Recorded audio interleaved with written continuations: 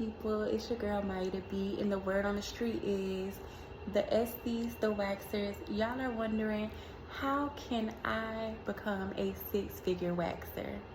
Can people do that? Can people, a solo waxer, can you make six figures and it's only you and you're only providing one service? I thought I had to do multiple services. I thought I had to add on lashes and facials and body contouring and all of this stuff.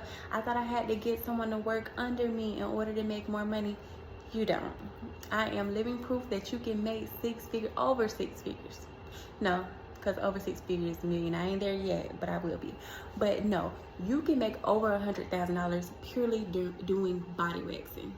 And when I say that, I mean, I don't sell no retail. I don't do classes for real. I done did one, but I don't do nothing. I come to work, I do me some waxes, and I go home. As far as the retail, that's something that I do need to work on, and I will be adding very soon because that's free passive money that I'm just giving up. I'm a simple girl. I like to come in, I like to do my work, and I like to go home. But I'm not a social media influencer. I don't do anything like that. I'm from a small town, and I swear it's really foolproof. And I'm gonna tell you how. I'm gonna tell y'all how. Because you know what? When I was thinking about it, I was like, I used to go and search six-figure waxers, six-figure this. How do I be successful waxing? And it really wasn't anything pertaining to this subject for us waxers. Now I think we're more saturated, so it probably is some videos on there, but I don't really go and look at this stuff anymore. But I decided that, hey, you made a way. I used to want to be a six-figure waxer so bad, and I can tell you it's doable. You can do it. If I could do it, you could do it. And I hate that saying, but it's so true. I don't do social media for real. I'm not the popular girl in my city. I'm not none of that, but I make that money. You hear me? So I'm just gonna spread a little love and pour into you all. And I think I do want to start doing this channel. I started this channel probably like 2 years ago when I first started my solo journey, and I wanted to really do this, but I get so shy on camera. I'm a shy girl, so it's like, no. But that's why I'm not going out of my way. I'm not going out of my way and trying to make this a whole big production. It's just you and me. It's just us. I'm gonna tell you how to get this money, sis. So my first advice to you, from being a waxer who's been in this game for 5 years. When I went to school, I knew what I wanted to do. I knew that I was going to esthetician school to be a waxer. No question about it. I think that's where a lot of you all go wrong. So you don't want to be a waxer, facialist, lash tech, you don't want to be known around town as the girl who does everything. When somebody thinks of wherever you're at, when they think of waxing, they need to think of you. So if you're not sure, 100% sure that waxing is something that you want to do, figure out what it is that you can do every day and not be aggravated. That's my biggest thing. What can I do every day and not be annoyed? And it's, for me, it's waxing. So when you're in my city and you think of waxing, Maya, I'm gonna come up, because that's how I brand myself. When you think of a facial, when you think of lashes, I'm not coming up in the conversation. But when you think of a Brazilian, Maya gonna snatch the cat back, okay? And you can tell because when the girls are asking this on Facebook and social media, you're gonna be getting tagged. You're gonna be the one that is coming into everyone's mind.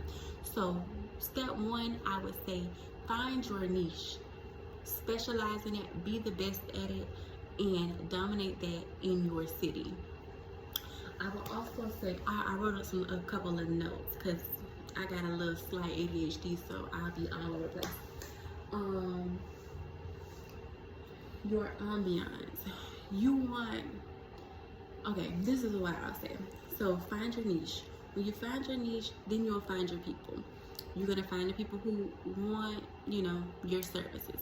When you get that person, you want to retain your client.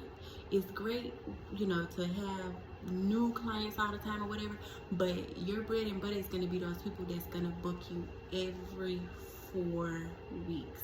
I don't even want new clients for real. If I waxed you before, I want you to come back. I want you to fill my books, because I'm going to use less product. I'm going to build that rapport with you even more. You're more willing to get on a routine. It's going to take less of my time. It's going to take less aggravation, because you know what to expect. You've done the process before. So I say, pour into your client, get to know them. Client retention. Try to retain your client more so than try to get a client, because it burns me up when, you know, say if I go get my nails done by you, and I've been coming to you for 2 years now, and you never get me, I never get no kind of incentive to book with you, but then you say, okay, only new clients only get 10% off if you book. Why they getting 10% off and I done spent thousands with you? It just don't make sense to me. So I'm not really a run a special to get a new client. I would more so say run a special for your existing clients. Only if you've come to me before, you can get 10% off or whatever. But we'll get into that on another episode, because of how I really feel about discounting your services, because I really don't like it. Your vibe, your aura, your spa. You want to make sure that your spa is clean. You want to make sure that it smells good. That's one of the compliments I always get, is that the spa smells good. The shop smells good. It does something to your senses when you walk into somebody's space and it's like, this smells pretty good. It makes you feel good. It makes you feel like you're in a good, safe environment, especially when we're doing something that's so intimate. You want to build your rapport. Also, another thing is you do want to build your social media, but when I first started, I was much more posting, you know, before and afters and on my story all the time. Your story, I would say post on your story more than you do on your news feed, because people, they're more prone to swipe up and try to get an appointment with you when you're posting on this story. I don't know what it is about that story, but people love to swipe up on that story. So when I first started, I did do a lot of you know, stories and before and afters on social media. So I can't say you probably should do that. I need to get back into it, because I've gotten lazy. But this is my year. I'm done being lazy. Let's see if I could run it up some more. You want to do a small reward system. When I first started, I had a loyalty card. So, you know, after 5, I think you get 20% off. On your 10th one, you get 50% off. People loved it. I kind of phased it out because people would lose their cards. But I do still have like some real OGs, loyal ones that still have their cards, and I'll keep punching it for them. But that's a good incentive to give someone to start coming back, because they want to keep punching their card and they know they're going to get something, you know, some kind of dollar off amount. You want to get you some reviews. If you can get someone to write you a review, that is one of the biggest things that I can say has helped my business. Get you a review. If somebody can write you a Facebook post, the more that people tag you on social media, the more that you can get somebody to make someone else aware of your brand is great. Because if I see my homegirl when I got her lashes done and she tagged at Lashes by Shay, and I click it and I'm like, oh, I do like her lashes. Okay, let me click that. I already trust Shay a little more, because I know my homegirl Tia, she ain't finna just go to anybody. So it builds that familiarity and it builds that trust with you, because okay, I already know somebody that go to her. Yeah, I know people that go to her, so I'm gonna go to her.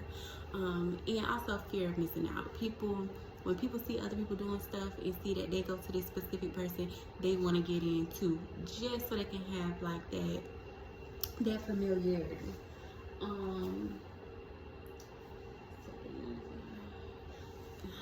Email marketing. I'm not a big marketer. It's just me. I work all the time, so I don't enjoy sitting in front of a computer and really doing the back end work, because I do a lot of the front end work. So I do feel like that's something that I need to work on, but I'm still gonna tell you about it. I have seen a significant amount of rebooking by doing one email. So I use the booking system Acuity. Acuity is really good. So I think I have it set at 28 days. If this client has not already rebooked their appointment for their Brazilian, it's gonna automatically send them it's time for you to come back in and see us. We want to keep you on your same cycle. We want the best results for you. So go ahead and come back in so that we can get you where you need to be with your regrowth, etc., etc.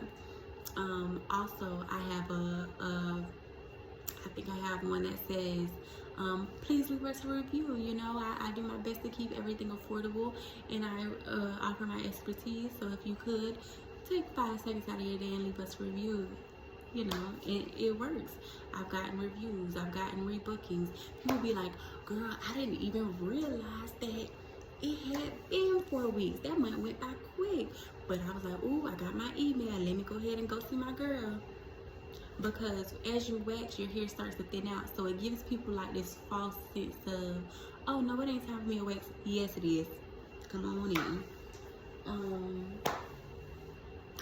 Another thing is you want to small add-ons. That has been a game changer for me too. So first of all, I had raised my prices probably like $10, and then I started pushing like, okay, people don't want to they don't want to add on an underarm wax for $20, $15. So I'm gonna make it $10. If you get a Brazilian wax, get you an underarm wax for $10. Because guess what? If you do 100 people a month and you can get them to do a $10 add-on, that's an extra $1,000 a month. Those little things add up. High frequency, $5. You don't want you no ingrowns? Get this high frequency, $5. If you can get 100 people to do that, that's $500 extra revenue that you didn't even have to buy a product for. So that's good. You want to get you a hydrogelic mask, that's a $20 add-on. You get 50 people to do that, that's $1,000. It's these small little things that you rack that bill up with, and each customer, they're not gonna feel it because it's only $5 extra. It's like, okay, whatever. But it's the fact that so many of them will start doing it, that's gonna drive your revenue up. I seen a big difference when I started doing those simple things. And try, if you're the lowest in your city, try to raise it up a few dollars and see what happens. For the longest, I was like, I think I might still be the cheapest. People still tell me like, oh my God, Maya, I can't, but my Brazilian, I live in Florida, my Brazilian waxes are $60. I'm probably like one of the top. I am that girl with waxing in my city, and it's people that's coming straight out of school and they charging $80. I could do that, but I think I should go up a little bit, but I'm still debating about that. But you never want to be the highest, but you don't want to be the lowest, because there's some girls in the area, they'll do a sale where it's like $20 for a wax. I stay away from that. I'm consistent. My price is $60. That's just what it is. It's doing what it's supposed to do for me. Do not start out doing $20 waxes, $40 waxes.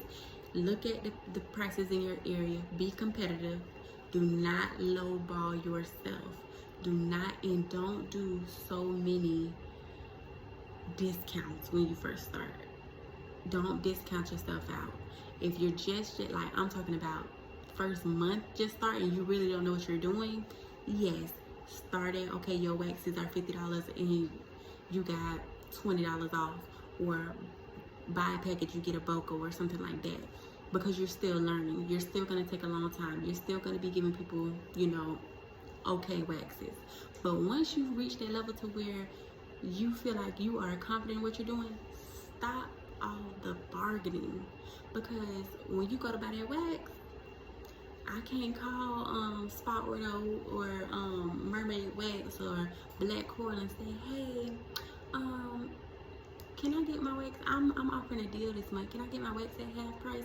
So that's literally eating up only your money, because you still have to pay their rent, you still have to pay those supplies, you still have to pay yourself, them taxes.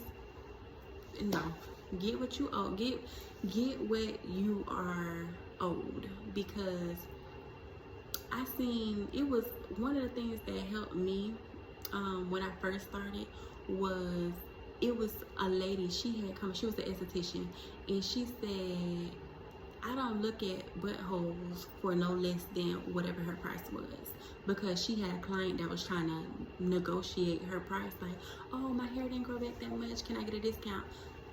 I don't look at buttholes for no less than $60. I'm sorry, because that's literally what you're doing.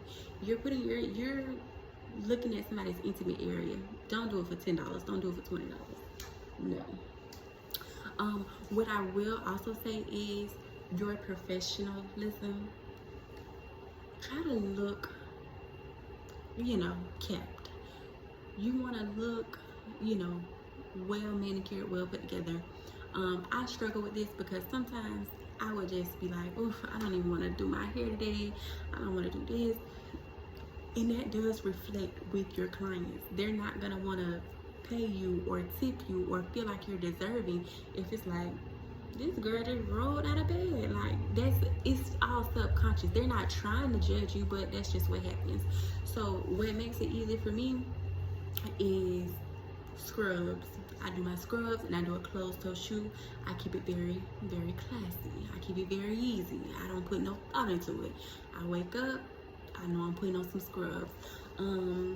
Normally my scrubs, I have it embroidered. It says Maya and then Beautiful Waxing over here in pink. I've been having to buy new scrubs because I've been on a weight loss journey. So when I get to my goal weight, I'll buy my size and go get them embroidered. Small touches like that really make a difference. You don't wanna be in here just in anything. Even if you get like the collared shirts and you get them embroidered, that would be nice. I wanted to do that so I could wear like jeans sometimes, but the shirts I bought, they was too small, so I didn't get to do that.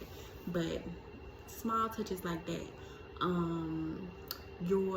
Like if you take pictures on Facebook or Instagram and you want to post them before and afters, go get a towel embroidered with your business name, so you're not putting your hand, I don't like the gloved hand look, or you're not putting a paper towel. Make it very classy, make it not fancy, but just make it professional. Make it look like, no, we really have motion over here, you know what I'm saying?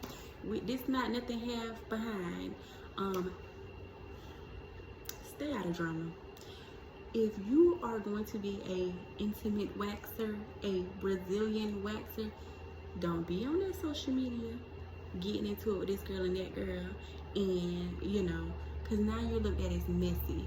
And why would I, as a woman, women are very insecure with their areas down there, so there's nothing in anyone that will see somebody who's going back and forth all the time with somebody and they're gonna say, let me go get me a little wax by her. They don't trust you. I stay out of the way. I'm quiet. I don't do what these girls do. I don't be in the mess. I be to myself.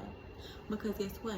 I want you to feel comfortable and know that I never tell nobody what's going on, or you know, that's client privilege right there. I don't do that.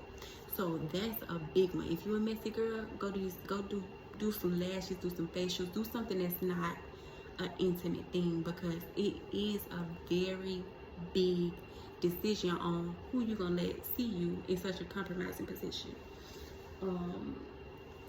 Also, I'll say I'm gonna close this out because I'm getting kind of long here.